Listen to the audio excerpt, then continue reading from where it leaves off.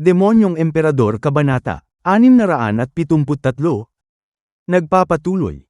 Simulan niyo na ang laban. Magbardagulan na kayo. Ako na ang maunang lalaban. Ha! Ang nanalo sa unang laban, ang Demon Semeng Secto. Hoy! Batang Master Key! Anong ginawa mo? Sinong nagsabi sa'yo na madaliin mo lang ang laban? Dapat pinahirapan mo muna siya. Dinurog mo sana ang mga buto niya para hindi na nila isipin ulit na lumaban sa atin. Pasensya ka na, Taba, pero hindi ako adik. At saka, hindi ako mahilig gumawa ng mga kalokohan. Tang-inang yan! Tapos tinatawag mo ang sarili mo na isang masamang cultivator? Nasaan na ang pagiging masama mo?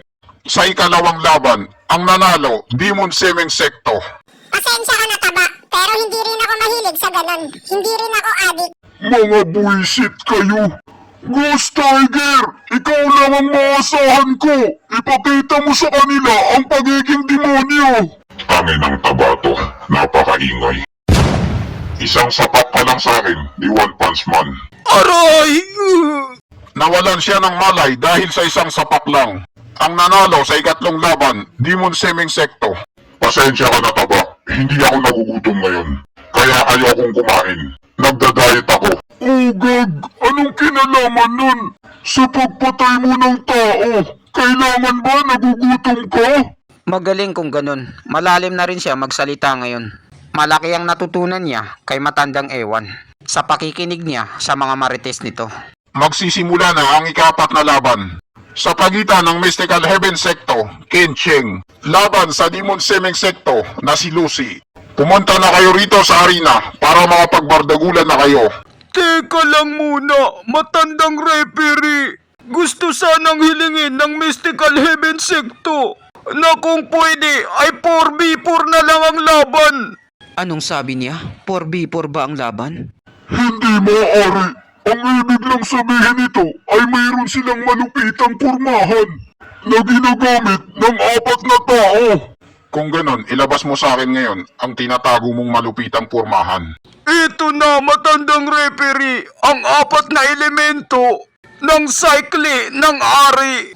Ang pinuno ng sekto namin ay pinaghirapan ito kasama ang 100 matanda at mga venerables para magawa ito. Hinahasa nito ang kapangyarihan ng mundo at nagiging isa itong mga elemento para makagawa ng napakagandang domain expansion sa lahat ng dako. Para may sakatuparan nito, kailangan mo ng 4 na special na babae na hindi pa nabebembang na magkakaiba ang kanilang mga katangian para mapagsanayan ito upang mapalakas palalo ang primal cause at mapagsama-sama pa nila ang ingat yang. Kapag nagsama-sama sila, walang makakapigil sa kanila. O sige, narinig ko ng lahat. Maghintay ka muna dyan. Ikukonsulta ko lang ito sa 2 dakila kung papayag sila. Magandang umaga sa inyo, 2 dakila. Sulat para sa inyo. Hihintayin ko na lang po kung anong magiging utos niyo. Kumparing Hiram, parang maganda yan ah. Nasasabi ka kung makita ito. Ano sa palagay mo? Teka lang muna, binabasa ko pa eh. Ang malupitang pormahan na ito ay isa sa mga kailangan natin. At isang biyaya na pwedeng makatulong sa kanlurang lupain. Mystical Heaven Secto, ihanda nyo na ang malupitang pormahan nyo. Kayo naman, Demon Semeng Secto, papuntahin nyo na rito ang mga mandirigma nyo para sa 4v4 na bardagulan. Mga sister, ilabas nyo na ang mga chakra niyo. Dahil gagawin na natin ang malupitong pormahan ng 4 na elemento. Tanginang yan, na-scam kami rito ah. Hindi ko akalain na may tinatago pala silang malupitong pormahan. GG na kami rito. Ang pagtitipo ng 2 dragon ay mahilig sa mga malupitong pormahan na nakakalakas ng mga kapangyarihan. Basta lang magpakita ang mga sekto, ang 2 dakilang dragon ay papayagan ito. Kahit nasa 1v1 ay hindi ka sigurado na mananalo ka. Lalo pa kaya ngayon na 4v4 na ang laban. Kapag nanalo ang Mystical Heaven Secto sa laban na to ay makakatanggap sila ng 8 puntos. At magiging tabla na kami dahil may 2 puntos pa sila. Ang matandang kupal na yun, pinagplanuhan niya talagang maigi ang laban na to. Lucy, ikaw na lang ang maasahan ko sa laban na to. Huwag kang magpakita ng awa sa kanila. Durugin mo sila. Huwag kang mag-alala, Taba. Ang salitang pagbibigyan ko sila ay hindi kasali sa bukabulary ko. He he he he. Pasensya na sa inyo dahil kasalanan namin nung huling pagkikita natin. Kaya naintindihan ko, kaya kayo galit sa amin. Pero ang hindi namin matanggap ay pinatay niyo ang 2 sa mga mag-aral namin. Ngayon ay humihingi ka na ng kapatawaran sa akin para kaawaan kita. Pasensya na pero huli na ang lahat para sa atin. Sister Ahoa, okay lang yon. Dahil hindi natin may iwasan lumaban sa pagtitipon ng 2 dragon ni Mang Kanor. Kahit may samaan ng loob pa tayo o wala, sa oras na tumungtong tayo dito sa arena, nakatadhana talaga na maglaban tayo. Kaya hindi natin dapat sila pagbigyan sa laban na ito. Ha ha ha. Hindi pala basta-basta ang jowa ni Stewardess Chupa. May tira ka rin pala. Pero kahit ganun pa man ang relasyon mo sa kanya, hindi kita pagbibigyan. Bakit? Natatakot ka ba sa kanya na bigla kanyang bugbugin? Huwag kang mag-alala.